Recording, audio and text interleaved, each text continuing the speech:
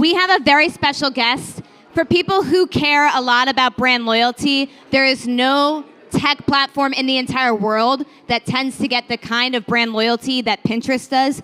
Bill Reddy, since he became CEO, has brought an entirely new mentality to the platform, which is if you can make Pinterest the most enjoyable place where people feel like they can be safe and be themselves, then the loyalty comes naturally. So Bill, thank you for being here. Yeah, thanks for having me.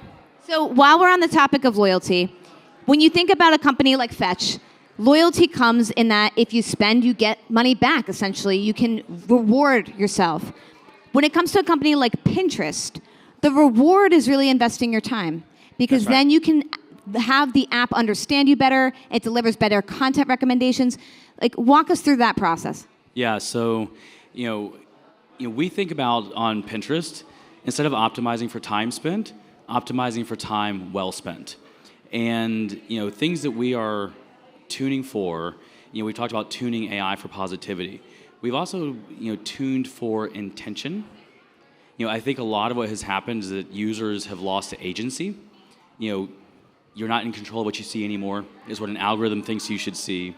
And if you ask a Gen Z user, which Gen Z is now more than 40% of our platform, our largest, fastest growing demographic, and if you ask them why they come to Pinterest, a couple things they'll reliably say.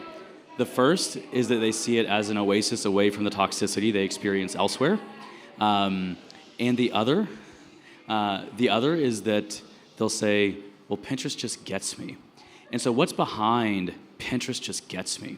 Well, there's a lot of things I can talk about technically in terms of what we're doing with AI and all those things, but we're making a different choice with the AI. That if you look across so many other platforms, the AI has been put in charge of what you see, and it's going to serve you what it thinks you'll look at the longest to maximize your view time, to maximize time spent. But one of the things that was my premise coming in as CEO 3 years ago was that if we gave users more agency, this whole issue of like how does social media become toxic, the AI got put in charge of what you see long before we were having a public conversation about AI. What if we put the users back in charge of what they see?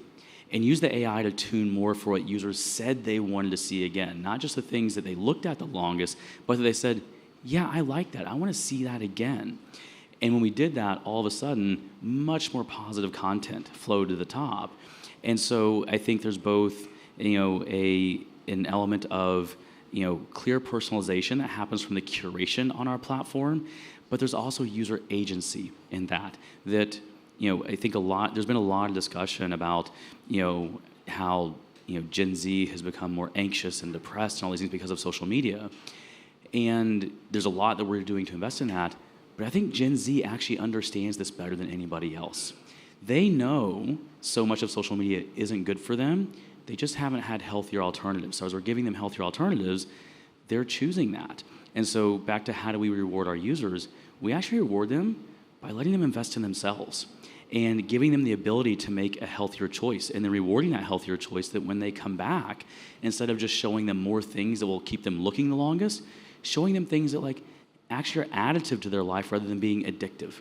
So these are things that I think is very authentic, and we're seeing it really cut through with Gen Z users especially. It's so much like nutrition. Like if you force someone to eat vegetables every day, they don't want them. But if you give someone the choice, vegetables over pizza, and they choose the vegetables, they like their choice. It feels exactly a lot like that. When we talk about Pinterest as a platform, I think when I first joined, it was definitely a place where I pinned.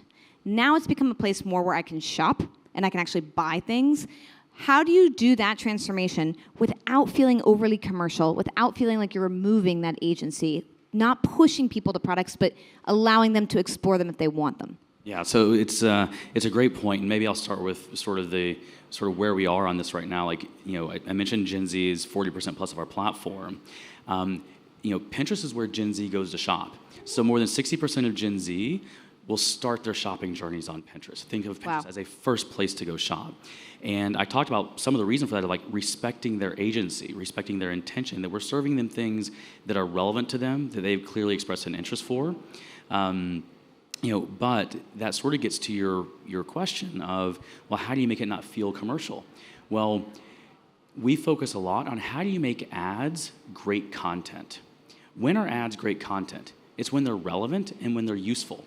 And so if I'm in an entertainment-based context, and I'm trying to, watch something for entertainment purposes, and you show me an ad, no matter how good that ad is, if it takes me away from the thing I'm trying to do, you started out on negative footing right from the beginning. However, if I've expressed an interest and I'm trying to do something, and you show me an ad that has a product that's going to help me do that, or that's really relevant to me and what I'm trying to do, I'm trying to figure out, like, what should I wear to an event at the beach? What do you wear in the south of France in the summer? If I'm looking for that, and you make me a great recommendation, thank you. I don't care if that's an ad or organic, as long as it's relevant and useful, and hopefully good creative, then that's going to be really great content. So in terms of like how we've made it so that Gen Z comes here to shop, it is, we solve for actionability. Pinterest historically had sort of created visual search, but hadn't fully solved for that, largely because it was missing the actionability. People would find a lot of inspiring images of what they wanted, but then they couldn't take action. And so we've solved the actionability by making it easy for them to go click and buy. But then, in addition to that, we doubled down on relevancy and said, okay, the ads have to be relevant content.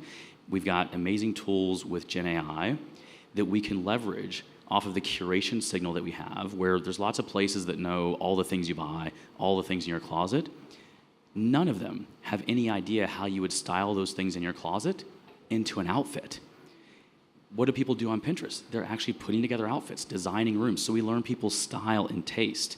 So our taste graph has grown by more than 70% the last 2 years. And we use that to make it so that when you come back to Pinterest, and this sort of gets to what you were mentioning earlier, like how you reward users, well, we're helping you along your journey. So when you come back, we're going to make a great recommendation based on your style and taste. But we can do that with less and less information from you that, if you've done a little bit of refining your taste, and maybe you started with just like, I don't know the outfit I'm going to wear at the event. Maybe some of you all went through some of this, as you're planning for this trip. Okay, well, I know I want this handbag, but how do I put a whole outfit together around that handbag? I know that's the killer pair of shoes. How to put together the outfit around that killer pair of shoes? You can start with just that, and we'll bring you recommendations that are the intersection between how many, many other people styled those shoes, but which of them had tastes similar to you. So that when we make that recommendation, back to why does Gen Z come here, Pinterest just gets me. That's how you get that emotion of like, Pinterest just gets me. We want it to be, a shopping assistant that's as good as if, or almost as good as if you were shopping with your best friend or your sister or your mom or your brother or whoever it is, or a great stylist. That's what we want it to be, but it's self-driven. And I think that's a big part of it, that users are expecting more of that personalization, but also want to be more in charge of it so that they have agency and they're driving instead of it happening to them. If someone told me, we're going to start an app that's going to help you figure out what your actual taste is, I'd be like, sign me up, but that's Pinterest. So that's amazing to know. What role do influencers play? And I asked, we just had Colin and Samir here, and they're so inspiring. And just hearing them and the way that they're navigating Cannes and the way they're navigating their businesses, I put so much weight into what influencers say now. How do you integrate them on your platform if you do? So it's a great question, and it's a place where there's a lot more that we're doing, and I think there's a lot more happening on Pinterest than what people realize. So, I talked about how Pinterest is a place where people go to refine their taste and style. Well, that's where creators are going to refine their taste and style as well. So we hear from so many creators and influencers that they go work out what they're doing on Pinterest first before they go publish elsewhere. So we actually get insight into trends long before they're happening other places. Now, there's a lot more we need to do to make that easily accessible to others, and so that's one of the things that we're announcing here at Cannes, is that our Pinterest Trends tool, we've opened up a next revision of that makes it easier than ever to access those trends. But we're both making it easier to access those trends, but also easier for those that are refining their taste, particularly major influencers and content creators, to go express that. So, for example, just announced, Emma Chamberlain just announced a collaboration with Pinterest on her coffee, and her, first ever collab for us and for her on a new coffee flavor that is based on a Pinterest trend. What's the trend? So the new coffee flavor is sea salt caramel, and it's off of one of our trends that we see people curating. But one of the things Emma has talked about is that she in fact, she said this in some of what she talked about with this launch, that she's not scrolling anymore. She's mostly off the internet. But where does she still go? Pinterest, because she's in charge of what she's doing. It's not doom scrolling. It's not things being pushed at her. She gets to work on and refine her taste, and now we're making it easier than ever for her to not only publish more of that, but also for her to benefit from, oh, well, here's some things that are happening in sort of, food's a major category on our platform. So how do you take some of that? And then you see, oh, okay, she's doing amazing things with her coffee. Oh, well, how do you work that into a new collab between us? So there's things like that there's so much more happening on our platform with creators that's actually happening on Pinterest first before it gets published elsewhere, and we're going to do more to open that up. And there's, just other great organic examples of, amazing, content creators and influencers have talked about. So there's Emma Chamberlain, of course, but folks like, Lady Gaga or Megan Thee Stallion, or Chappell Roan, that have all talked about how, and these aren't, sponsorships. They're talking about, no, Pinterest is where I go to, again, like what Gen Z would say, oh, I get to go invest in myself and figure out the things I'm interested in. And this is, Gen Z will say this too, I get to invest in myself instead of my selfie, right? And they're sort of working out what they want. And, all these creators and influencers, they're people too. And they're refining their taste on Pinterest too. Okay, so we're in Cannes, and we like to end on fun things. You're the CEO of a major publicly traded company. Give us the juice. What does your Pinterest actually look like? Oh, well, I'm a big sneakerhead. So okay, well, what are you wearing right now? We'll see. The laceless, love. Laceless, yeah. So these are actually like a sort of twist on Chuck Taylor All Stars, but sort of for the beach. So it's okay, how much do you have to really get into it to be okay, I'm gonna find something sort of like sneakers, but sort of beach tuned All Stars, so definitely into sneakers. But there's other, if you sort of looked at broader trends. There's other really amazing things happening. I don't want the broad trends. I want your deepest, darkest secrets. Oh, well, by the way, this is some of why people like coming on Pinterest, because they can work out those things and they don't have to talk about them publicly, right? So some of this is why do you hear all these major celebrities saying oh yeah, I've got my Pinterest boards, but they then wait until they've sort of refined it and worked it out before they publish it, because we don't force it all to be public, right? So I think this is a major trend. And if I looked at the what else, I'm certainly into sneakers, men's fashion, all these kinds of things. I really like cars. I grew up working on cars in a small business, and so a little bit of a gearhead. And so there's a whole bunch of car inspiration, things like that, like classics and those kinds of things. But then broader trends, like that, I shared the Emma Chamberlain example. Others that are trending on the platform right now, it's going to be a Martha Stewart summer, right? Martha what? Stewart, that's right. Martha Stewart aesthetic is up nearly 3,000%. So Martha Stewart's had many moments. She's having another moment right now, which is amazing to see. But there's other things like digital detox summer, right? Up 200% plus, right? So back to Gen Z knows what's good for them. So many of them, it's not just Emma Chamberlain talking about, oh, she's not on the internet so much anymore, not doom scrolling anymore. Gen Z wants to make healthier choices too. And so there's a real trend around that. And so, we're quite excited to, continue that momentum around how do we build things that are additive instead of addictive, give Gen Z more control of what they see in a way that they can choose what's good for them. And guess what? When you give them a chance, they're choosing more of what's good for them. It's just choice has been taken away across so much of social media. We're giving it back to them, and they're figuring out what's good for them. And that's really, really awesome to see. Totally. I also just a plug for Bill, because it's not something that we're going to talk about at Cannes, but it's something you should know. Bill, earlier this year, became the first big tech CEO to advocate for phone-free schools. And the vast majority of Bill's users... Thank you. Yeah. The vast majority of Bill's users said that they agreed. And I think that is a huge testament to what you're saying, that people want the agency for themselves. Again, going back to our partnership with Fetch, that's the whole point, right? Give yourself the reward, and it feels better. If you force broccoli on someone, it tastes bad. If someone gets to select it, they love it. By the way, it shouldn't be, it shouldn't feel exceptional to, as a CEO of any company, say we're going to commit to the long-term well-being of our customers and our users. I would think that'd be table stakes. Somehow we've gotten to a place that it's not that, And like, honestly, it feels weird to me that it's exceptional to say, why wouldn't we be committed to the long-term health of our users? And we've done this not just through phone-free schools. We're also taking action, like we publish an interstitial, a pop-up, that if somebody who's of school age comes to us during school hours, we say, we love you and we care about you. Come back and see us after school. And by the way, here's a link to go turn off all your notifications for everything during school hours. And we also are we're the first and still the only social media platform to do private only for under 16. We turned off social for under 16. And when we did that 2 years ago, our stock dropped nearly 20% when we did it. And people thought it would be, our end with young users. My perspective was that, think about the long term, not the short term.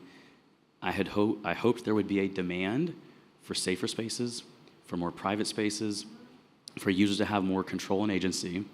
And a year later, we had nearly doubled because it became one of the biggest reasons Gen Z comes to us. They see us as an oasis away from the toxicity they experience elsewhere. And so I think so much of this, again, it shouldn't be exceptional to invest in the long-term well-being of your users. Why hasn't that been the case? I think it's short-term versus long-term. And we're talking about these things not just because we're doing it, but because we hope others follow. And we're engaging with the industry, we're engaging with lawmakers. In fact, I was in Paris just before coming here. The French government and President Macron are pushing for no social for under 15. And so I was meeting with policymakers there and actually said, we support it. We support it. And we support it because we know it's possible. We know there's demand. Because we turned off social for under 16 2 years ago. And we have more usage than ever from those users, but in a way that is private and they're in control and they're not exposed to those harms. So it's absolutely possible to make choices that invest in the long-term well-being of your users and have that be a good business. It just takes long-term thinking. Just a round of applause for that mentality. That's so refreshing. Thank you. Bill Reddy, I'm so impressed by a lot of what you've done to sort of steer Pinterest into this direction. More than 40% of your audience is Gen Z, so this means you are ripe to be having this conversation around loyalty. People say Pinterest just gets me, and part of the reason is because if you invest a lot, Pinterest is going to invest a lot in getting to show you recommendations, but not overly pushing you on things, which I think is really, really key. Making ads, if you make great content, then they don't even feel like ads, and that's why they work. That's right. I'm very, very excited to start experimenting with your taste graph and finding out what my own taste is. You said that you're starting to experiment a lot more with creators. I'm going to be looking out for more of those partnerships, but you all should check out the Emma Chamberlain sea salt and caramel coffee collab.